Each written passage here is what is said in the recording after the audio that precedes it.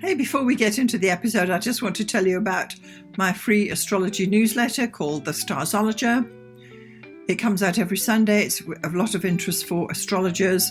I explore cosmic currents moving through the ever-changing skies. Most weeks I explore what's coming up in the week and also share some astrology sticky bits and throw in some ideas about buzzing around. You also get stretched with my Extend Yourself sections.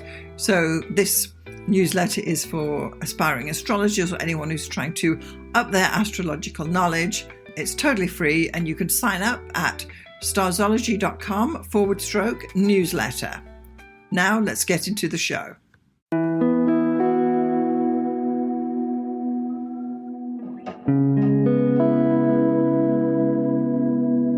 Welcome to the Starzology Astrology Podcast. I'm your host, Alison Price, and in this episode, I had an interview with my good friend from many, many years, Janet Markham, who is a professional astrologer and astrology teacher in Toronto. I'm sure you'll enjoy this episode. So, Janet Markham, welcome to the Starzology Astrology Podcast. Thank you, Alison. I'm thrilled to be here. Well, I'm thrilled to be chatting with you today and sharing your story and what you have to offer with our astrology audience. So just to be clear, so you're working out of Toronto, Canada, and you're mainly working as an astrology teacher. Am I correct there? Yes, I do chart consultations for people. But my love is really the teaching of astrology, and I've been involved in it for quite a while. I know you and I have gone back 15 years and it started before then. And, you know, it's just been a very exciting field. Fantastic. And could you just tell us what type of astrology are you teaching? I'm teaching the traditional Western astrology, psychological astrology. Fantastic. So that's very much the same type of astrology I do. I think that's why we've got so much in common. I mean, I think so. Yes. Yeah, we've known each other for years. We've been at the same events, this and that, and what have you. If I can just say, Alison, I've always loved your approach because it's so logical and practical, and so I think maybe that's why we've resonated as well. Oh, well, thank you for saying so. It's as you will know, once you've been teaching astrology for more than 5 years, you really get in your groove, you're doing your thing, and you've got your system. So for our listeners, I know you have been teaching astrology for many years now. You're quite a highly established teacher with a great reputation in Toronto and that area. Yes, so are you teaching in-person classes or is it all online? Well, that's interesting because before COVID, it was really in person. And then we were forced to go online. And I find now it's mainly online. And I'm amazed to see that actually the number of people from different either countries or different parts of even Canada that are wanting classes. And it's just become very natural, which has been wonderful to see. Yes, I think COVID changed the world, right? It's when I finally discovered Zoom. I was still on Skype back then, but now, of course, everything's on Zoom. So you are offering astrology classes, and do you have what's your maximum amount of students that you would have in one astrology class, for example? That's another interesting question because it's some of the courses are quite specialized. Yes. And normally when a student comes along, when they get into the, wanting to study more and more, they just move from one course to another. So right. I have people in, I guess, I taught a course at the beginning of this year with 12 people. Right. That was a lot. That normally I'm into 2s and 3s. Sounds great. So there's some discussion, but it's very focused. And there's also one other reason for that. I'm finding, and I don't know if you're finding that there's such a lot of information out there, and the people that are coming along for astrology classes and to learn about astrology they've done a lot of research. They are coming with a lot of knowledge. And so it's, in some ways, it's just filling in a lot of their holes because they've done stuff. Yes. Are you finding that? I do. And this is why I shifted from teaching from, step one, rather to offering astrological coaching, because then I can meet my students where they are on their journey, because not everyone wants to go back over the basics, sun and signs and this and that.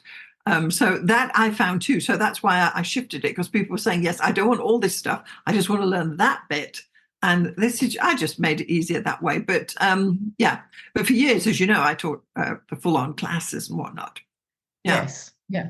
Would you say you're teaching then for beginners, and you can handle, of course, up to intermediate and advanced classes? You were mentioning some of your specialized classes. What would they be? The specialized classes would be, and these would kick in. I mean, basically, I can teach the basic level or the intermediate, which is a lot to do with chart interpretation. And then, but where I start getting very interested is the trending techniques, where that for me is where astrology comes alive. Mm-hmm. And I also find for the students, that's where things come alive in terms of, somebody comes to see you and you want to be able to give them information, not just look at the chart. So, and that would be techniques like secondary progressions and transits and what's going on in the world and solar arcs. So it's those techniques, forecasting techniques. And then from there, I mean, and I have a math background, so even though we all have computer programs now and we can press something at the button and get a chart, I always think there's value. And actually, that's one of the courses I've got about 5 people this fall who want to take, which is chart calculation and celestial mechanics, which is how to actually, from tables and an ephemera, set up a birth chart and then and just sort of set up the math of it all. And then the celestial mechanics, which is, the astronomy. How does the astrology fit into the astrology? Yes. So that is what we would call casting a manual birth chart without just tapping a computer. And that really, I've got to say, Janet, that is a specialized class. That was one I was never into teaching, because to me, it's like, oh my goodness. Of course, I have done it, but it's not my forte at all. But because you're strong with maths, I do think there's a broader understanding of even how to add and subtract with the degrees and minutes, which is like the brains. Yes. Well, but I mean, one of the most sort of compelling things when I teach that course is if we print out a chart and then we then manually do it, and we don't know, we're going through all these calculations, and then at the end it matches, and it's like, wow. And it's almost like a light bulb goes off. Yes. Because I actually, and I do, one of my concerns is, we have all these programs, are we too reliant on them? Because supposing somebody is born around noon, that the sun in the birth chart should be at the top of the chart. And if you punch in the wrong time and do you rely on the computer, or do you actually test it and think, no, this doesn't look right to me? So I don't know. How do you do it, Alison? Because yes, well, I don't do manual calculations anymore, but I do know.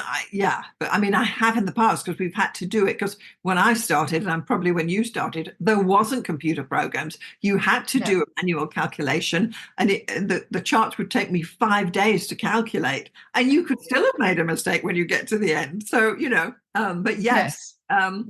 And anyone who really wants to do an astrology exam in any of the main astrology schools would need to be able to do manual calculations anyway. And I think it makes you a far better astrologer, Yeah, I do as well. If you look in the US, NCGR has one of the teachers that teaches that course.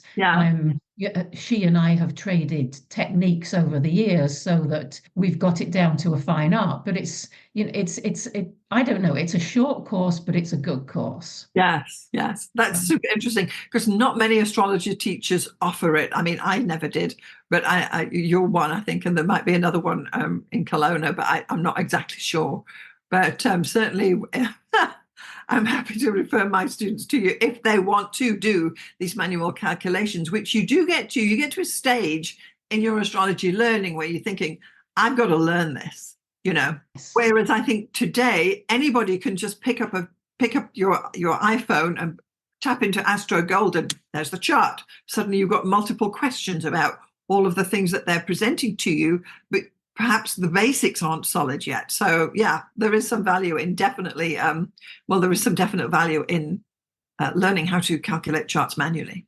And then another course that moves on from that, which again is a bit more mathematical, is chart rectification. For example, if somebody doesn't, and that's a combination of mathematics, but it's also detective work. If somebody doesn't know the time they're born and they really, and I think there's a case to be made for always kind of rectifying a chart. Yes. Because if you look at hospitals, who's to know whether somebody wrote the birth time correctly? You're assuming that somebody gives you a birth time that it's pretty, that it's accurate. But Yes. I've always learned to be suspicious if somebody says they're born at 12 noon, or Right. also if they're born at 12:03, because that sounds also very accurate. And yet, clocks in the past have notoriously been wrong. People have written things down incorrectly. So I always do a minor tweaking. I mean, it's not the full rectification whenever anybody comes. Yes. But this course really focuses on people who, for whatever reason, they have lost their relatives and they just do not know what time in the day. They know the day and the place, but they don't know the time. And it's looking at events that happened in their life to come up with a chart or time that would work for them. Right. Knowing that you'll never know, if that information's been lost, but you can come up with a chart that would work for them. Yes, yes. That's a very specialized astrology class that you're offering there, rectification. Again, it's not offered by every astrologer. I know that for sure. It was one I never did because of all the maths that goes into it. I kind of think, no, I'm not teaching that. Yeah. So this is interesting. So you also offer rectification as a service then? Yes, but it's I teach it and I do offer it as a service. Fantastic. So you could take a student from the beginner, all the way up to the advanced techniques, and they'd walk out of your classrooms knowing what they're doing. This is what we're saying. The aim is the group I got involved with when I first started off teaching in Canada was very much into we want to identify, these are the skills that a working astrologer would need.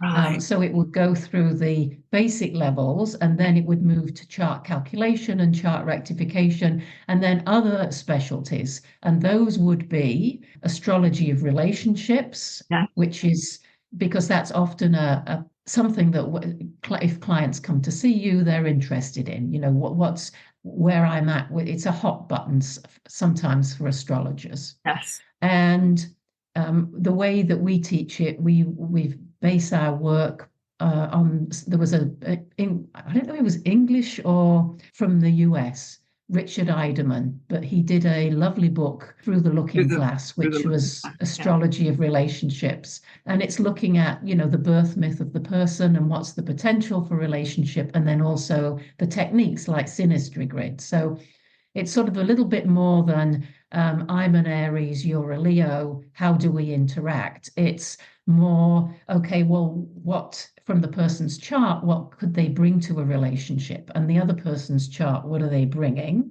Then you look at how can we make this work, or what's the potential? Yeah, no, that's great. And I think you're interested in that. I think you. Oh, yeah. I always believe that there's really only two questions when they come to an astrology consultation, and it's all Venus, it's love and money. That's all no matter how they couch the question, that really is it. It's like all about the love life, all about the money. And even if they say, oh, I'm here for an XYZ, they will always ask those questions when they've got their hand on the doorknob, You've got to be ready for that question. Yes. I agree. Yeah. And I find the astrology of relationships, when I teach that course, it sounds like it would be pretty simple, but it actually gets into a lot of details and depth and psychology, But then when you got onto the vocational, which is where you would address the issue that you say, which is money, and I Yes. teach that course as well, that's a bit more straightforward, in terms of, okay, let's look at, the person really wants to know where are they going to make money, but also it gets into vocation because, what's your purpose in life and where you spend your time and make your money, is that your calling or should it be your calling? And it's, so it gets into some interesting discussions as well. Yes. Well, these really are the burning questions, aren't they? That you hear in your consulting room. It's the human condition.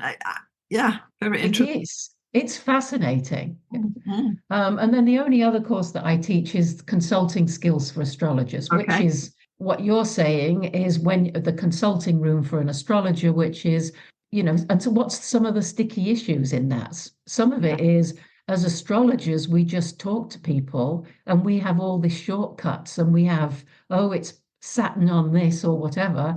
But when you're speaking to somebody, that just doesn't cut it. You've got to make the person feel comfortable. So it's the whole how do I set up my professional practice in terms of charging and advertising? Do I have effective listening skills? Can I do a consultation? Can I come up with what I need? Do I spend a week doing charts? Or actually, can I get it down to something that eventually will make me some money from this? And can I critique myself afterwards and look at it and say, you know what, I maybe should have gone a bit deeper there? Or, just that continuous self-improvement. Yes. Yes. The professional development sort of thing, isn't it? Yes. Yeah. Yeah. Well, this is interesting. It's interesting that you're doing very advanced topics. This is why I'm so happy to have you on the podcast today. And I do know that your personal astrological education is quite substantial as well. Would you like to share a little bit about that with us? Yes, I've taken courses through the Canadian Association for Astrology. And then it was probably about 10, 12 years ago, I thought that there was offered, and I guess my thought was, before I became an astrologer full time, I had worked in the corporate environment. And I thought it's always good to get some credentials. And Yes. so then when I saw there was a master's degree in Cultural Astronomy and Astrology being offered by the University of Wales, I thought, okay, maybe I should investigate that, And you which I did. And it was a lot more. It's like, it's some of those things where you get into something and then you realize how much work it's going to be.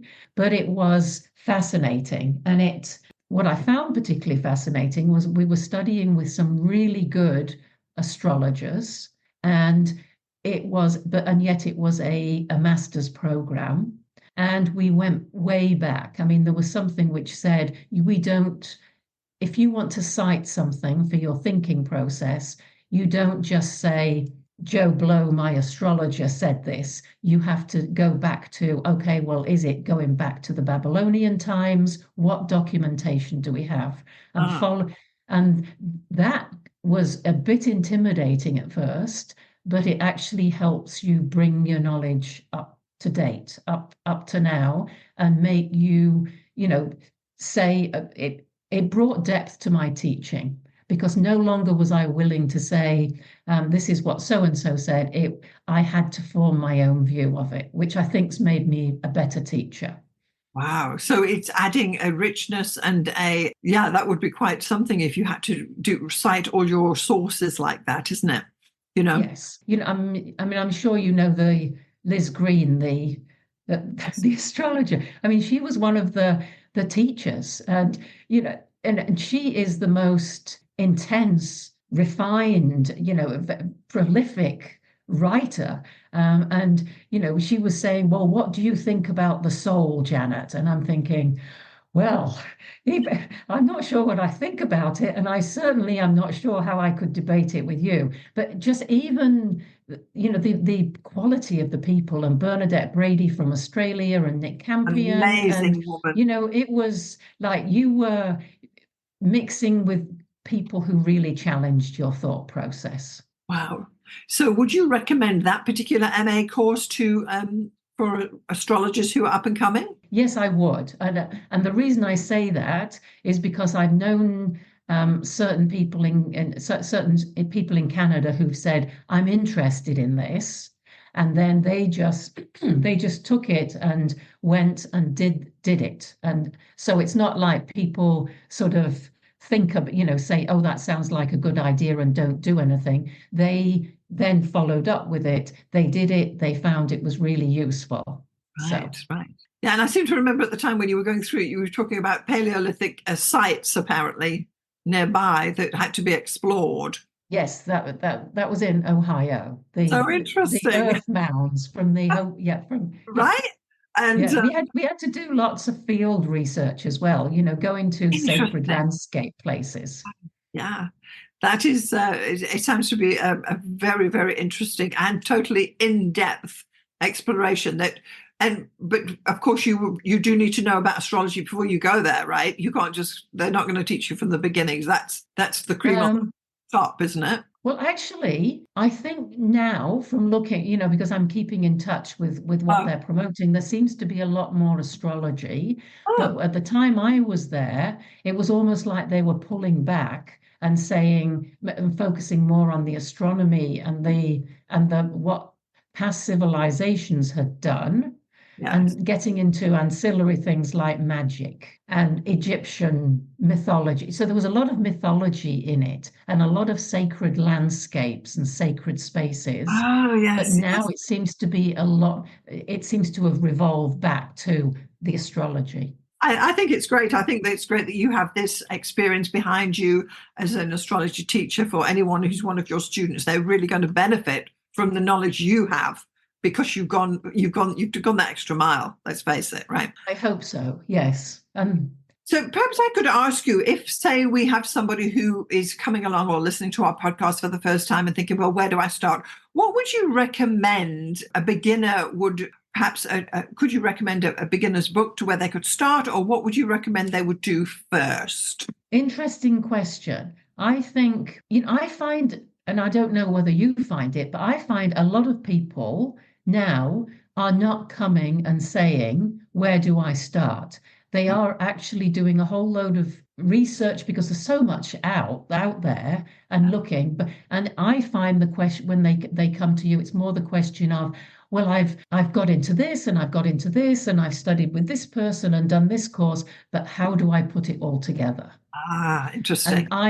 And so I think the value of having a teacher, and it sounds like you're doing the same thing with in your coaching, which is you've got a curriculum or what you think somebody who's at this level should know, and then seeing, okay, well, how do we fill the holes so that at the end of the day, you as an astrology teacher know that that person knows everything, and that person knows that they are, all the research they've done and the information they've studied by themselves has been put in a proper framework. I don't know what you think, Alison, but I just think people these days are very knowledgeable, but their information that they have is scattered. And I think the only value or the main value that I could bring is to put that in context. Okay, yeah, I agree.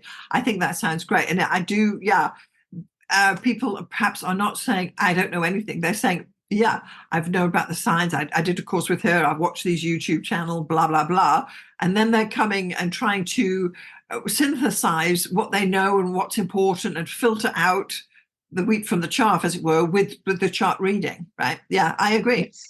Yeah. And so I think people, that to me is the main question from people. Yes. I know a lot, but I need to know that I am not just going off all over the place, that there is a structure and there is somebody that will say, you know what, if you follow, here's something to follow. And if you do this course and this course and this course, and that you have the knowledge, and sometimes just getting that confidence that they're on that track is what they need. Yeah, I agree. I think there has been a shift in the astrology education field because of that people are not coming in on not knowing a thing. They do know things, and they're coming, yeah, they're coming at a higher level with gaps that either need filling or just or items that they perhaps do know that can just be dismissed until later. Don't get bogged Yeah. down in that when you really could be focusing on doing your forecasting or what have you, and it's more of an individual education that's being offered in this way. Wouldn't you agree with that? I totally agree. Yeah. Mm. And I find people tend to be a little, some students tend to be a bit worried. For example, they'll come up and say, well, I've heard about this technique. Is it something that I've not learned? Is it how important is it? And it's making, being able to put that into context to say, Yeah. actually, exactly what you're saying, Alison, which is leave that till down the road. And Yeah. this is why you should leave it to down the road. In the meantime, here's the main things to focus on, but don't forget about it. And if somebody mentions that technique to you, then you know what it is. Yeah, yeah. So, This is it. You don't need to be worrying about Sedna on the second class when you still don't know the moon phases. Yeah. So that's it. yes. There is so much, as you say, in a way, because there's so much information available, it can be overwhelming for people who are trying to get a grip with astrology. So the courses that you're offering would help them focus in and stay on track and move forward that way rather than being fractured, as you say. Yeah. Yeah. And I mean, to get back to what you were saying, what sort of astrology I teach. I mean, mine is very. I haven't. I mean, I'd love to have the time. I mean, as you know, astrology is such a field. I just have tend to go with the things that work. Yeah. If the techniques that's been used that are quite practical and are helpful, but it's not. I wouldn't say it's glitzy. I'd say it's just solid. Sounds good. Yes, yes. What you need to know. Let Yeah. people I mean, yeah. how about you? Well, yes, it's the same thing. I consider myself a Western tropical psychological astrologer. I'm not doing evolutionary. I'm not doing Hellenistic or anything like that. As you say, it's the same. It's the same thing. I do like to focus on get the basics down so that you're building a proper foundation, and then certainly explore. I always encourage to explore all these different techniques or whatever it is that comes along astrologically. You think, oh, shall I try that? Oh, let me put in, the pot of spirit, and off they go. But Yes. yeah, it's interesting that there has been this shift because I think 20 years ago, a student of astrology came in knowing zero, and you had to start from square one. Whereas today, which is what we're saying, is they're coming in with a certain amount of knowledge, and you can then build on that and reinforce what they know, which I think is great. I think, I mean, I do feel that you're right, there's been such a shift in astrology and in the knowledge. And maybe it's the internet Yeah, but I also think, I mean, if you look at what's happening right now in terms of, or what's going to be happening next year in all these outer planets changing into different modalities, into fire and air signs. And I think astrology is going to come into its own.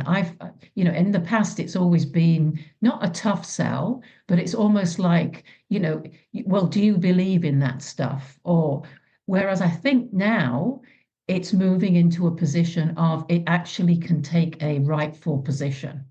What do you think? yeah, I agree. I agree. I think that generation where Uranus went through Aquarius was the trigger for that. That Yes. it's now a matter of course. Whereas previously it was very much behind the door, if you will, or how could you say this? But now it's a lot more mainstream, and yeah, I think it's great. Yeah.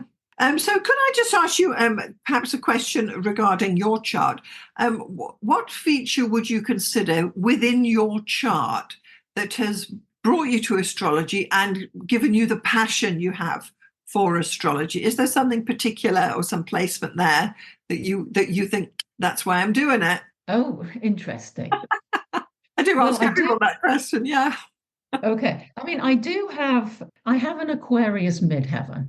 Right. Well, So the say no so more. and I have the moon and Uranus contacting or in aspect to the Aquarian midheaven. So I Wow. kind of think, Yes. and then that might have had some part. And Yeah. then my chart ruler is not the best, but I'm Gemini rising. So my Mercury is in my 10th house.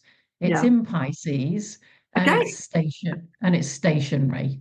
Like it's either spot on or it's not. So I kind of think between those two things that may have Absolutely. That sounds given like me it an to me. interest. Absolutely. Yeah. Uranus in the 10th, Mercury's in the 10th, stationary, direct, or retrograde. You didn't specify that. And you're midheaven in Aquarius. I mean, this is what you do, isn't it? Is what I do. It's It what took me you a are while to known get to for. it, though. Yes, yeah.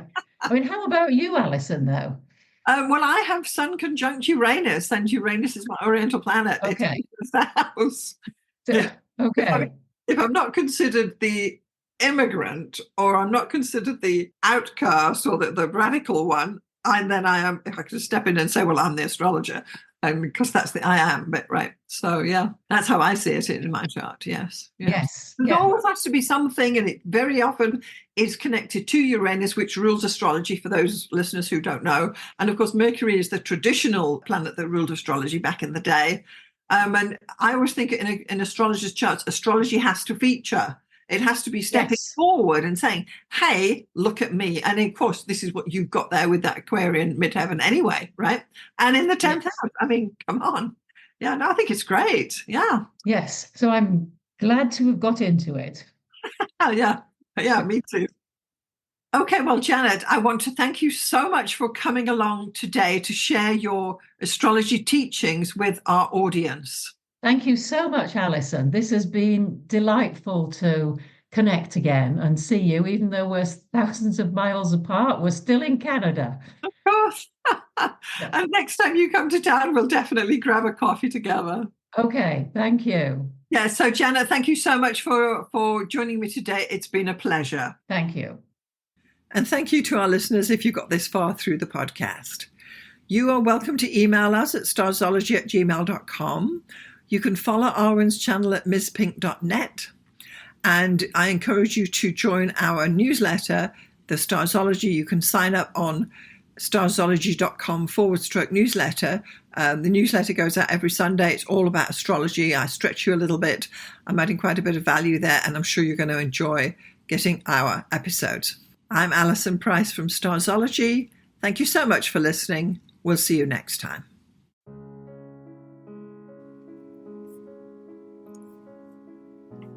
Thanks so much for getting this far through the episode. I just want to take a moment to tell you about the two main options of my astrology services. So the first one is coaching. If you are an aspiring astrologer, and by that I mean someone who's perhaps a hobbyist astrologer or someone who's learning astrology or a student, or you've got a few books and you've been doing it for a while, but perhaps you need a little bit of help to bring it all together, then maybe getting some astrological coaching from me would be the answer for you. The astrology coaching I offer is a 1-hour session on Zoom, and it's tailored to answer your particular questions. For example, if you have issues with natal chart readings, we can go there. Or if you're having problems working with your forecasting, we can go there. Or even basic astrology stuff, or even getting yourself organized for your astrology business. The idea is that astrological coaching will answer your particular questions. It's tailored specifically to you and where you are in your astrological journey. And I'm happy to help you out with some guidance about how you can get going, what to focus on, and what to dismiss. So that would be the astrological coaching for people trying to learn astrology. The second astrological service I offer is consultations. So this is for someone who perhaps doesn't know anything about astrology, but they just want to have their chart read or get their chart done. Call it what you will. So once more, this is a 1-hour consultation over Zoom. I will interpret your chart, tell you about the main features, tell you about where the energy is flowing, and all the rest of what is entailed in a thorough natal chart interpretation. I can also add in some forecasting in there too, bearing in mind we only have 1 hour. So just in summary, I've got coaching for people who want to learn astrology, and I've got consultations for those who want to get an astrology reading done. I'm Alison Price from Starzology.com. Thank you so much for listening. We'll see you next time.